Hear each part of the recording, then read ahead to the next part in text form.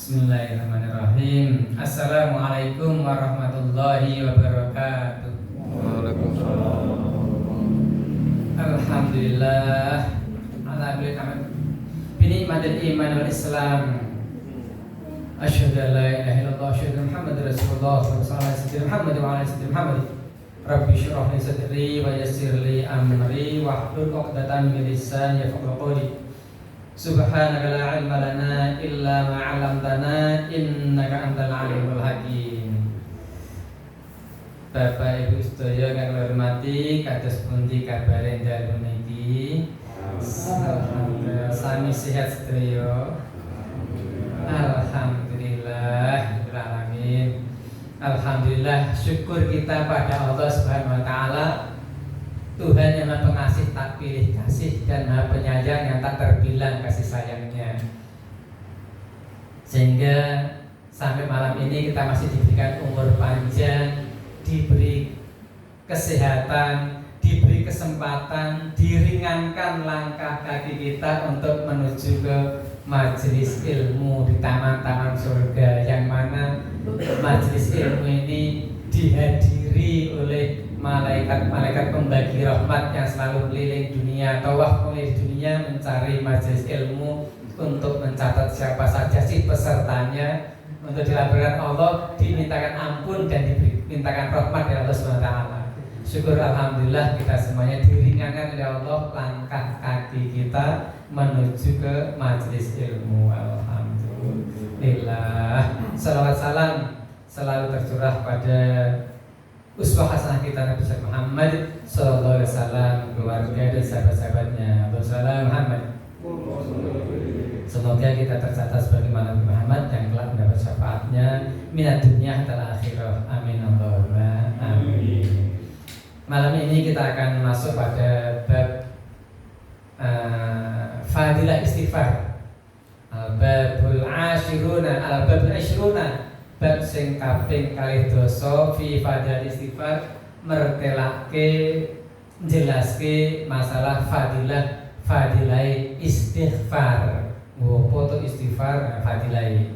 Kadang-kadang seseorang ada yang demi melindungi diri sendiri, kroninya atau kelompoknya, orang menutupi kesalahannya dengan berdusta, menjadi saksi palsu. Bahkan ada yang dengan memutarbalikkan fakta agar namanya tetap baik, lepas dari jalan hukum, padahal tindakan berdusta dan sumpah palsu serta saksi palsu itu termasuk dosa besar. Kesalahan memang merupakan hal yang tidak dapat lepas dari diri manusia. Namun kemuliaan dan ketentraman menjadi hadiah istimewa bagi manusia yang tulus untuk mengakui kesalahannya dan berusaha untuk memperbaiki, tidak mengulang kesalahannya. Seseorang yang bersalah terhadap orang lain dan minta maaf, hatinya akan terasa tentram, walaupun permintaan maafnya mungkin tidak ditanggapi, namun bisa membuat sedikitnya agak tentramlah hatinya, lebih tentramlah daripada tidak minta maaf. Rasulullah SAW menyebutkan tentang dosa-dosa yang besar, atau pernah ditanya tentang dosa-dosa besar. Beliau bersabda, syirik kepada Allah, dosa paling besar adalah syirik atau menyekutukan Allah. Kemudian membunuh jiwa, apalagi sesama muslim. Durhaka kepada dua orang tua.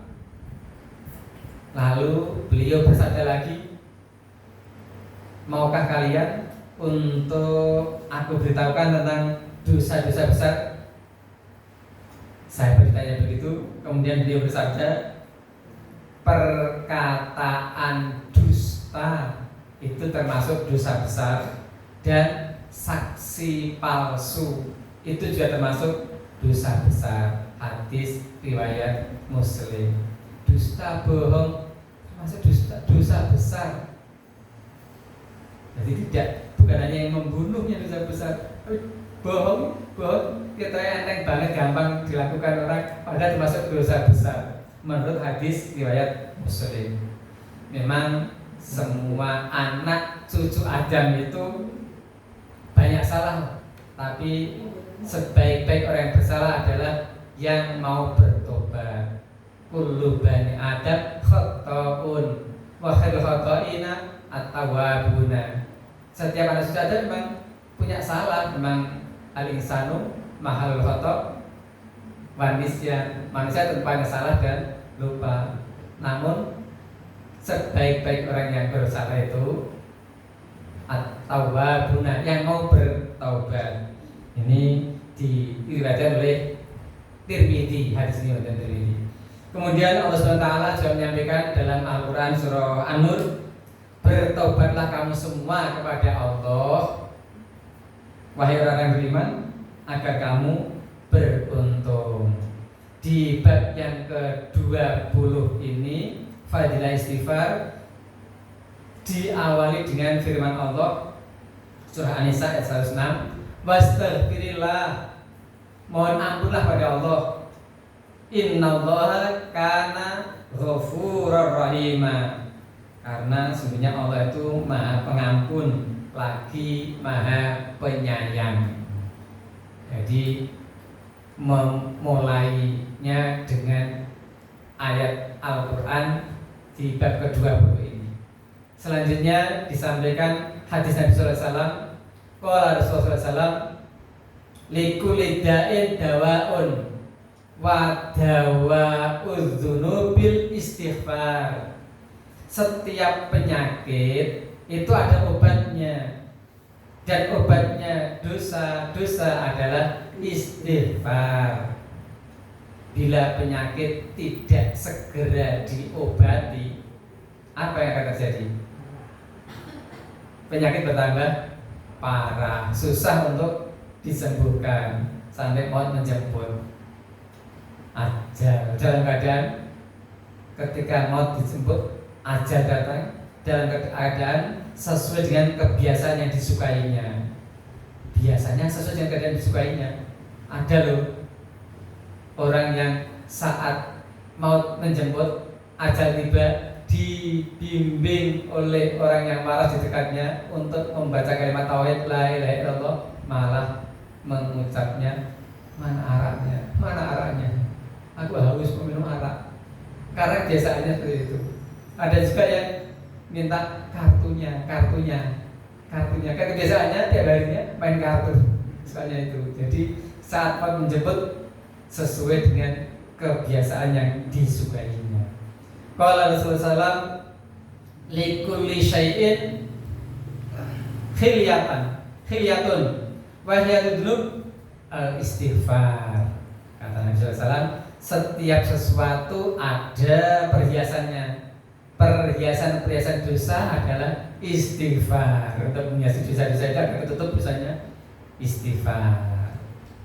Dari Ibnu Mas'ud radhiyallahu anhu, Rasulullah SAW bersabda, barang siapa membaca astaghfirullahaladzim alladzi la ilaha illa huwal hayyul qayyum wa atubu ilaih, astaghfirullahaladzim alladzi la ilaha illa huwal hayyul qayyum wa atubu ilaih.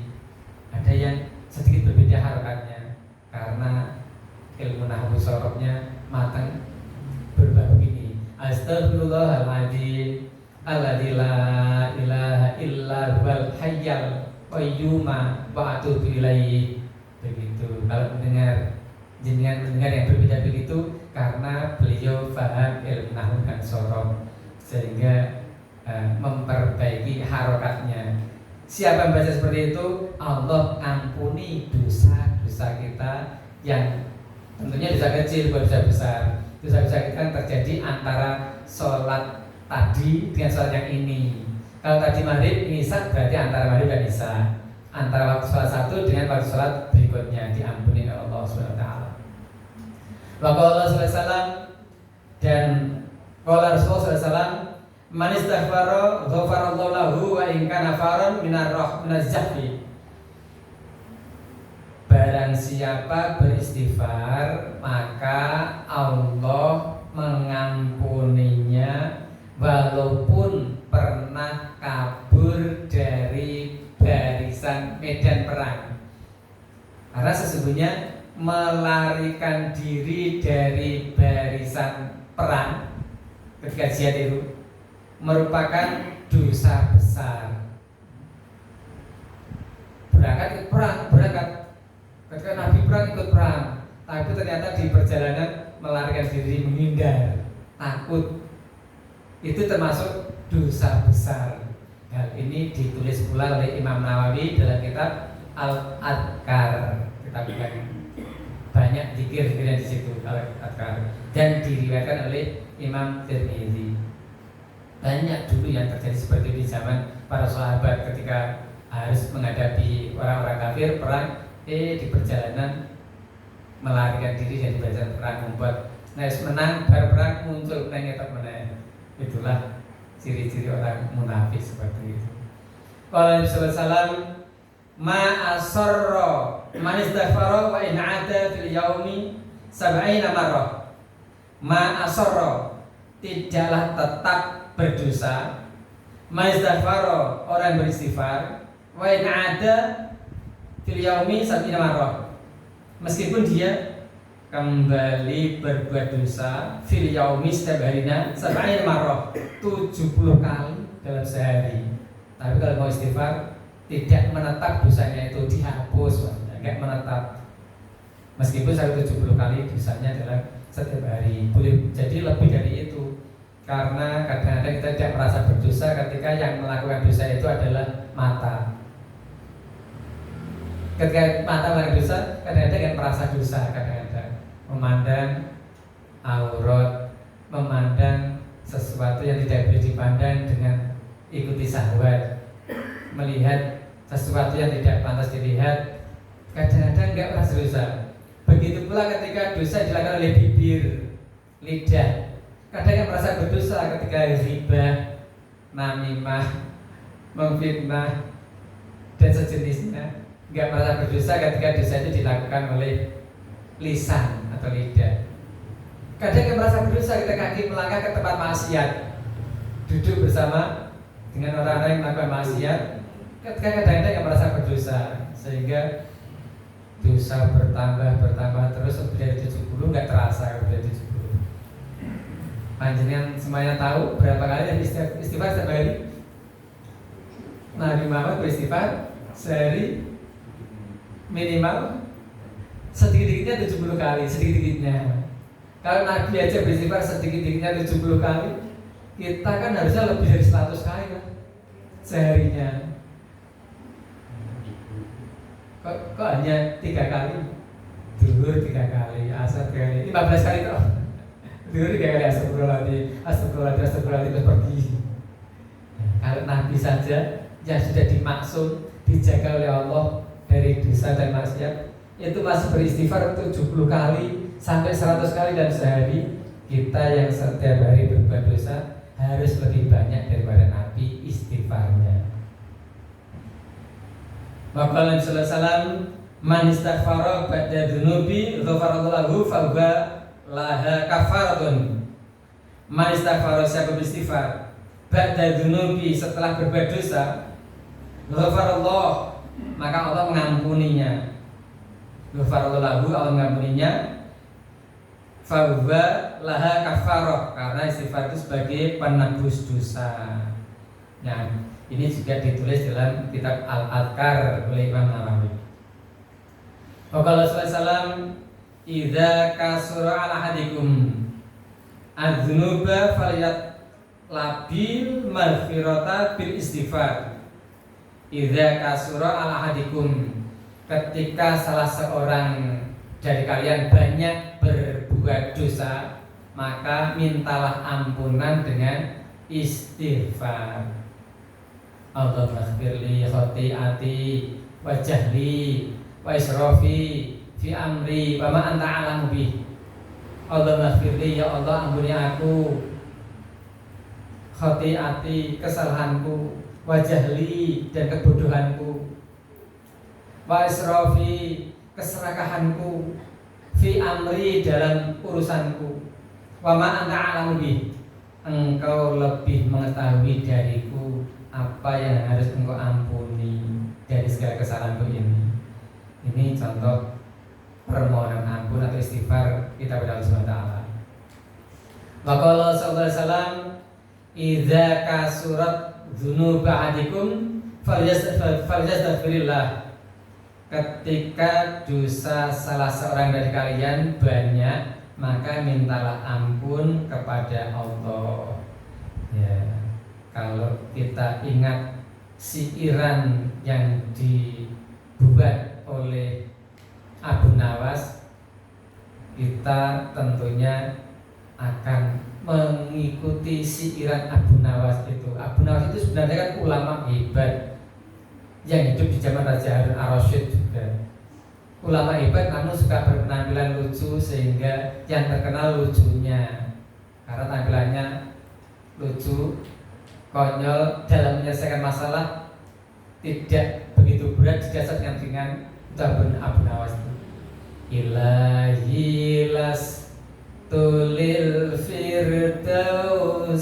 ahlan wala aqwa ala naril jahimi dzunubi mislu a'dadir rimali. Bersih ribuan habli taubatau waghfir dzunubi. Abu Nawas ngaku, ya Allah, Ilahi ya Allah, Gusti, aku ini gak pantas masuk surgamu ya Allah, tapi agak kuat dari siksa nerakamu. Aku gak pantas masuk surga, tapi gak pantas masuk surga. Gak pantas masuk surga, tapi gak kuat dengan siksa nerakamu. Dosaku tiap hari bertambah terus seperti pasir di lautan. Lebih misal ada dirimalu. Ya Allah. Ini Abu Nawas saja seorang ulama mengakui begitu besarnya sampai bersihir begitu untuk merayu Allah agar Allah mau mengampuni dosa-dosanya dan membimbing hati beliau untuk selalu dekat pada Allah Subhanahu wa taala. Wa qala sallallahu kasratul istighfari tajlubur rizqi. Tajlubur rizqo.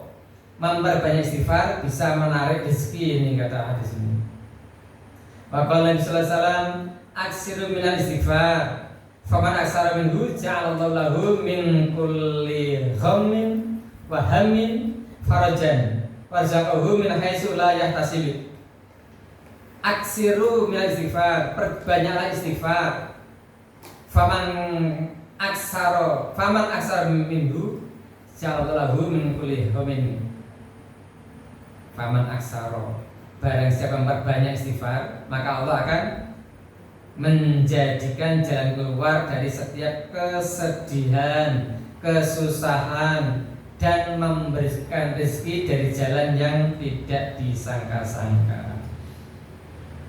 Imam Al-Qurtubi mengkisahkan cerita dari Ibnu Sobih bahwasanya suatu hari ada orang yang mengadu kepada Hasan Al-Basri, ulama ahli tasawuf di zaman itu, kira-kira abad ke-7 lah.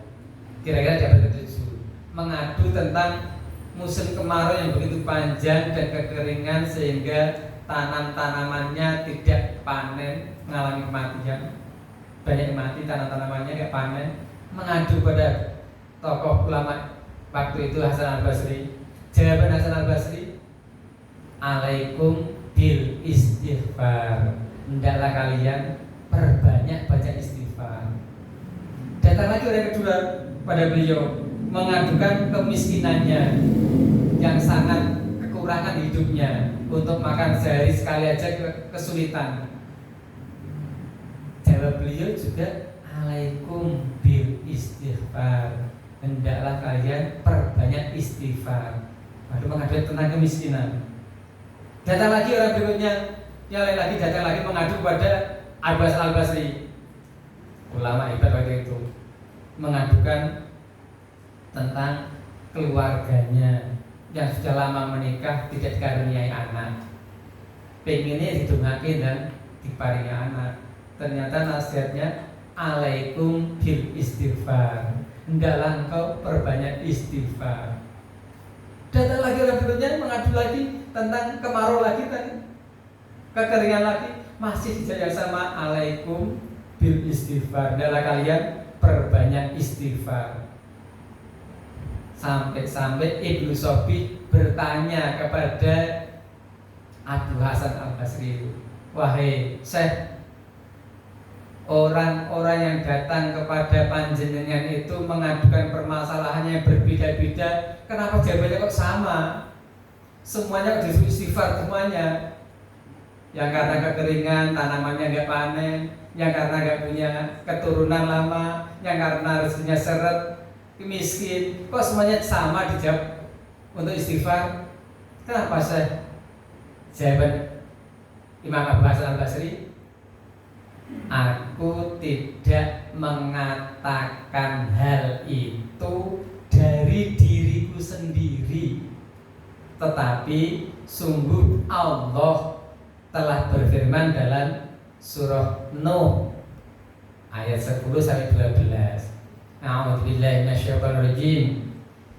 Faqul tastaghfiru rabbakum innahu kana ghaffara yursilis samaa'a 'alaikum midrara wa yumdidkum bi amwalin wa banina wa yaj'al lakum jannati wa yaj'al lakum anhara.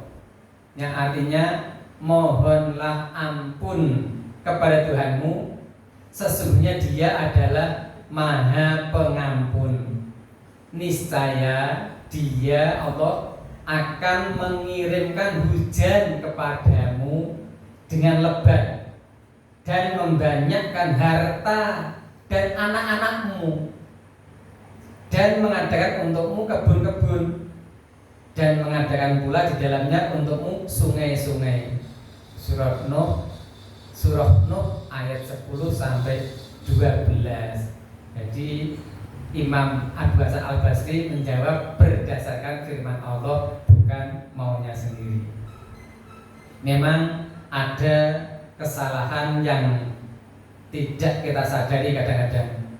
Kadang-kadang kita berusaha tidak menyadari bahwa suatu saat ada orang yang mendidik anaknya, atau kita lah mendidik anak kita, mendorong untuk sekolah, menuntut ilmu agar bisa bekerja dengan penghasilan yang banyak.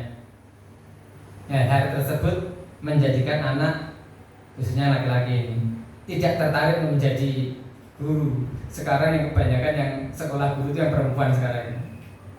Dan sekolah guru kok kebanyakan perempuan, sehingga di tempat saya itu gurunya banyak perempuannya. 2/3 perempuan, yang 1/3 laki-laki. Banyak perempuannya sekarang. Karena menurut pemikiran pada umumnya sekarang, profesi guru tidak secerah profesi yang lain. Sebetulnya bekerja di bidang apa saja, masa depan cerah itu asal pada saat menuntut ilmu dilandasi niat untuk diamalkan ilmu itu dan mencari ridho Allah SWT. Itu akan mendapat cerah masa depannya. Cerah dalam arti hati selalu bahagia meski perbandingan harta yang dimiliki tidak seberapa dibandingkan dengan tetangga dan saudara-saudara sekitarnya. Barang siapa yang mempelajari ilmu, yang seharusnya niatkan untuk mengharap Allah, ridha Allah, namun dia malah niatkan untuk menggapai dunia, maka di hari kiamat ia tidak akan mencium bau surga. Hadis riwayat Abu Dawud dan Ibnu Majah. Ibu bapak saya hormati, pernah atau sering dengan mendengar Sayyidul Istighfar? Pernah disampaikan di sini oleh Ustaz Faris sepertinya pernah disampaikan di sini. Sayyidul Istighfar, sebaik-baik istighfar adalah Sayyidul Istighfar. Mungkin dah pada apa gitu kan? Misalnya apa? Ya, kalau barengi. Allahumma anta Rabbi la ilaha illa anta khalaqtani wa ana abduka wa ana ala ahdika wa wa'dika mastata'tu a'udzu bika min syarri ma sana'tu abu ulaka bi ni'matika alayya wa abu bidambi faghfirli fa innahu la yaghfiru dzunuba illa anta. Ini namanya Sayyidul Istighfar, sebaik-baik istighfar sepanjang ini. Khususnya bagi kita yang merasa dirinya punya dosa besar, ya perbanyak Sayyidul Istighfar. Tidak cukup dengan astagfirullah, tapi nambah dengan Sayyidul Istighfar ini. Jadi istighfar yang panjang seperti ini pernah diajar di sini, dan mudah-mudahan panjang semuanya hafal. Bila tidak hafal ya baca tulisannya, nanti bisa di-download di baik atau di copy yang sudah ada tulisannya, di copy begitu. Bapak Ibu yang saya hormati, jenengan mesti pernah mendengar pula cerita dari Imam Hambali, Imam Ahmad bin Hanbal, yang mana ini ada kaitannya dengan istighfar. Imam Ahmad bin Hanbal yang sering diceritakan, dia sering mendengar. Imam Ahmad bin Hanbal sampai beliau sangat kangen dengan kota mana itu? Madinah. Padahal posisi beliau di Yaman ya. Posisi itu di Yaman.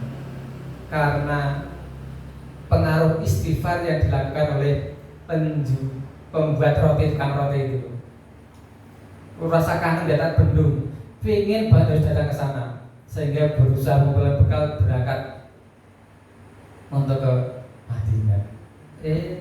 Setelah berangkat cukup bekalnya, sampai dari perbatasan kota, tengah malam harus mampir di sebuah masjid untuk melakukan sholat isya. Selesai sholat isya, letih, loyo, capek, pengen istirahat di masjid karena nggak ada hotel untuk nginep. Bisa di masjid, pengen istirahat di masjid, tidak diizinkan oleh marbotnya, nggak mengizinkan, nggak boleh. Pak, mau apa ini? Mau numpang istirahat. Nggak boleh, mau tak tutup nih, kunci, keluar. Terpaksa keluar. Setelah keluar, hujan deras, kecipratan hujan. Harus mau kemana lagi? Oh, nggak boleh menginap di masjid, keluar hujanan. Dilarang DPR itu menghampirinya. Wahai Tuhan, hendak kemana? Tuhan, saya ini musafir, mau istirahat, menginap di sini kok. Tidak boleh. Ayo ikut saya aja, mampir ke rumah saya, nginap di tempat saya.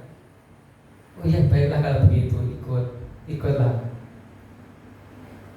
Imam Ahmad bin Hanbal ikut, diajak ke rumah, kemudian mengeringkan bajunya, istirahat, kasih kamar khusus untuk istirahat. Kemudian yang ngajak pulang itu, setelah mempersilakan Imam Ahmad bin Hanbal istirahat ke kamarnya, ternyata yang punya rumah itu malam bikin roti, bikin roti. Memang pekerjaannya buat roti. Di rumah pekerjaannya buat roti. Tapi sebentar-bentar istighfar, sebentar-bentar astagfirullahaladzim, bentar-bentar astagfirullahaladzim. Selama proses buat roti semalaman itu dikirnya itu tuh astagfirullahaladzim, astagfirullahaladzim. Sampai Imam Ahmad bin Hanbal nggak bisa tidur dan penasaran kenapa kok zikirnya itu terus gak akan diganti.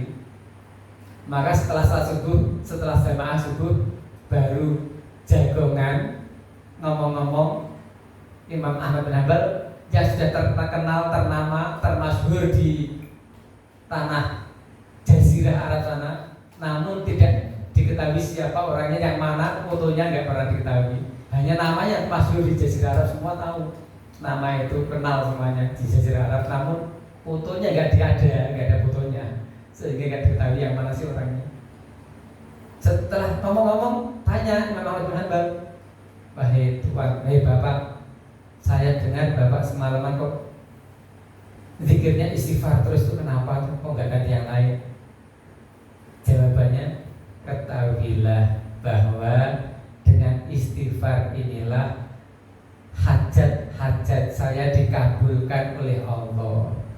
Saya punya 3 cita-cita besar, dan 2 sudah dikabulkan Allah, yang 1 belum. Dengan istighfar inilah Allah mengabulkan 2 cita-cita besar saya, kurang 1. Nah, apa itu yang 1? Saya pengen bisa bertemu dengan ulama besar yang ternama di Jazirah Arab ini. Siapa itu? Imam Ahmad bin Hanbal. Oh, jadi karena istighfarmu itu sehingga aku harus capek-capek jauh-jauh dari negeri sana sampai sini, kehujanan, diusir orang, nggak boleh di masjid karena istighfarmu itu. Loh, kok bisa begitu? Kenapa? Nah, Tuhan ini siapa? Ya, saya ini Ahmad bin Hanbal. Masya Allah, alhamdulillah, ya Allah. Allah telah mengabulkan doaku, permohonanku, cita-cita yang paling besar telah Allah kabulkan ini. Malah aku nggak tahu kalau ini adalah Imam Ahmad bin Hanbal. Allah mengabulkan cita-cita, mengabulkan harapanku saya bertemu dengan Imam Ahmad bin Hanbal. Malah itu sebelumnya baik. Ya Allah, luar biasa. Dengan istighfar itu dikir-kirnya, karena mantep pasrah tahu kepada Allah, yakin betul bahwa doanya dikabulkan, wiridnya sebenarnya istighfar, Allah kabulkan dengan berjumpa pada ulama besar yang terkenal itu. Kalau sekarang mudah terkenal karena sudah disebar fotonya, YouTube-nya, videonya sebar kemana-mana, mudah terkenal sekarang. Zaman itu kan tidak.